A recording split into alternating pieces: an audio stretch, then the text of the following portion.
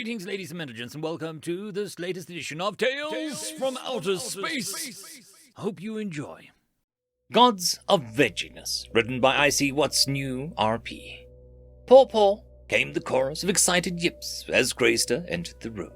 He smiled as a pack of youngsters, not all of which were technically his grandpups, launched themselves from their study pads and did their best to tackle him, swarming him like a swamp leeches in a skull desert. He laughed and refused to go down until one of the youngest managed to haul themselves halfway up his back.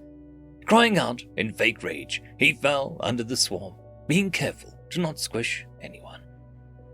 "All right, class, that's enough," the teacher, Goldheart, said sternly, though there was a hint of a smile in her voice.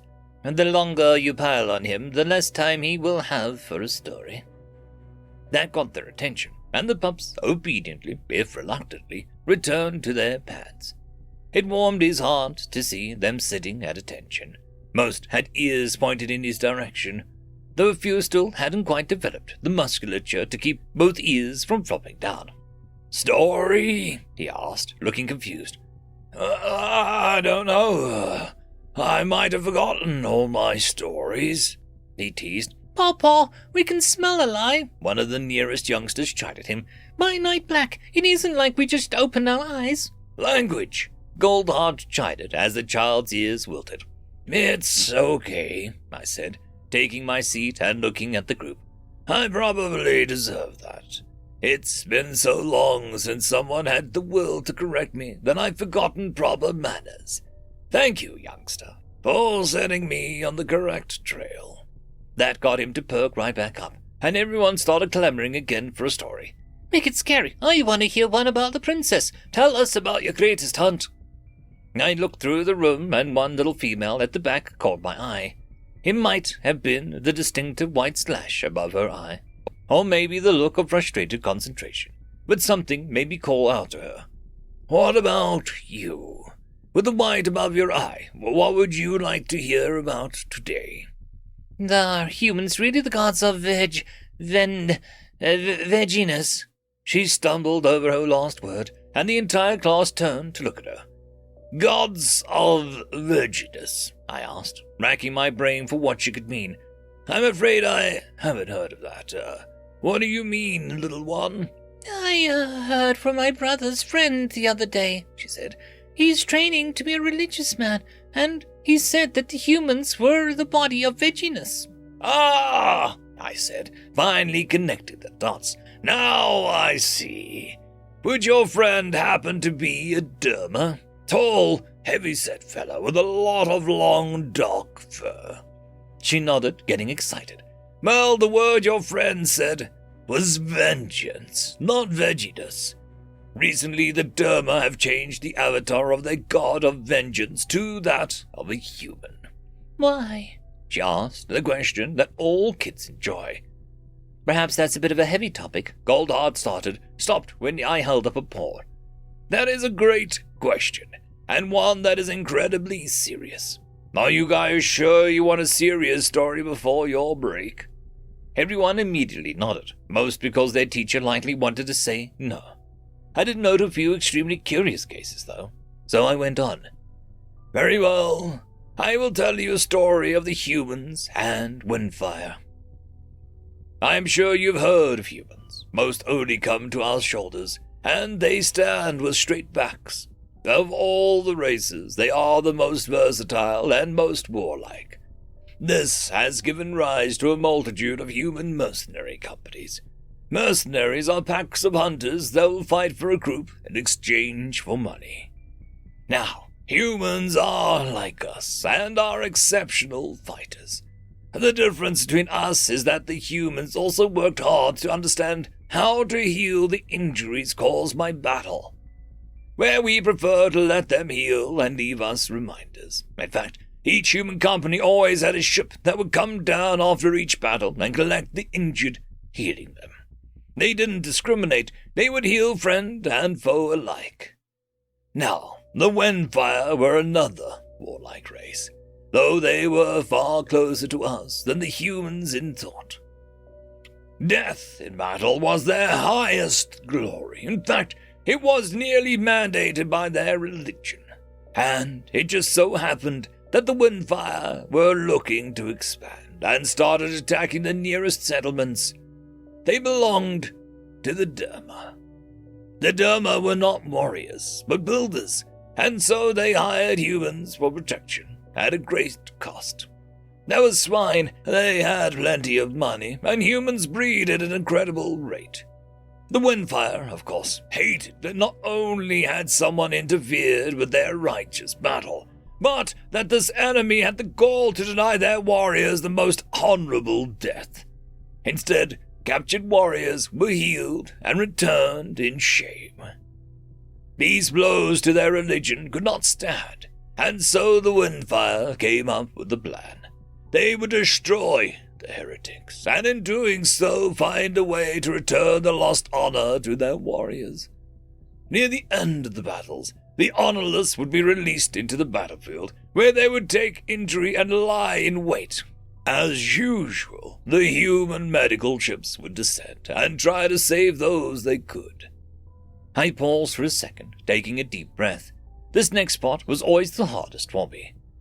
What the humans didn't know was that these Windfire had implanted themselves with explosives. They would hide, waiting for their prey to bring them to the perfect ambush spot. Then they would detonate the bombs. In that first and only battle, 18 of the human medical ships and medical bays and combat ships were destroyed. The Windfire celebrated, having thought that this crippling blow would cause the humans to remove themselves from the war, and never again interfere with the honorable dead. I'm sorry, I whined, wiping away a tear. My mate, Windrunner, was lost in one of those ships. My admission got whines of sympathy from the children, but I forged on. The Windfire were gravely mistaken. See, there are 3 things that you do not attack when dealing with humans. The first are their children. The second is civilians. The last are those that they heal. Attack any of these, and the deepest fractures within humanity will be healed in an instant, and the entirety of their might will descend upon you like a god from the heavens. And that is exactly what happened to the Windfire. Mercenary companies across the galaxy abandoned contracts, willingly paying double and triple the fees in their contracts. An armada from Earth, the humans' homeworld, was dispatched, and the debt the Derma owed was wiped clean in an instant. Their entire tone of the hunt changed that day. The children leaned forward as I slightly lowered my voice. Gone were the humans' compassion. Weapons never before seen used by mercenaries suddenly appeared. Infantry in armors that could turn the heaviest to blaster fire. Weapons that sought the very gas we exhaled as we breathed. Mercy was abandoned as escape pods were ruthlessly cut down. And after the battle, a new force came before the medics. Any Windfire found alive was executed on the spot and left behind, where they were once happy to hold the defensive line to protect the Derma. Now they advanced unstoppably with armored feet. The Windfire were shocked at this. The galaxy was shocked. These were not the humans we knew. These were something new, something unknown, something feared. And when they had driven the Windfire back to their homeworld, they sent the galaxy a message. The Windfire attacked those outside of combat, those who bring life instead of taking it. They turned the compassion of these people into a weapon, and for that they shall pay. Until now we have been without mercy, but we cannot allow ourselves to travel down that road to its end. For that would be spitting on the memory of those same healers who perished in that callous attack. And so, in their memory, we offer this one mercy. Your homeworld will not be turned into a ball of slag. Your people will not suffer for the sins of soldiers just following orders. But your leaders, those who condoned and have approved of this attack, they are already dead. In the end, we honor the compassion of those who would bring their enemies back from the brink of death. We hope that all of those watching will learn the lessons needed from these actions. By the end of the broadcast, there were several explosions on the planet. The High Priest, the Emperor, and all the high-ranking generals perished as the human armada disappeared.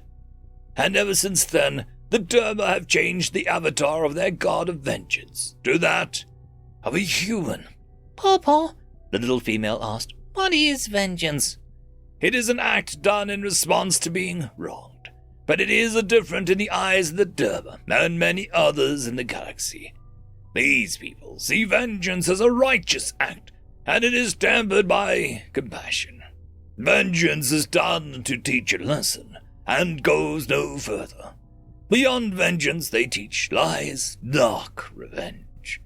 Very few species are capable of seeking it deep enough to find revenge, and all of us hope that humans are never pushed that far. End of story.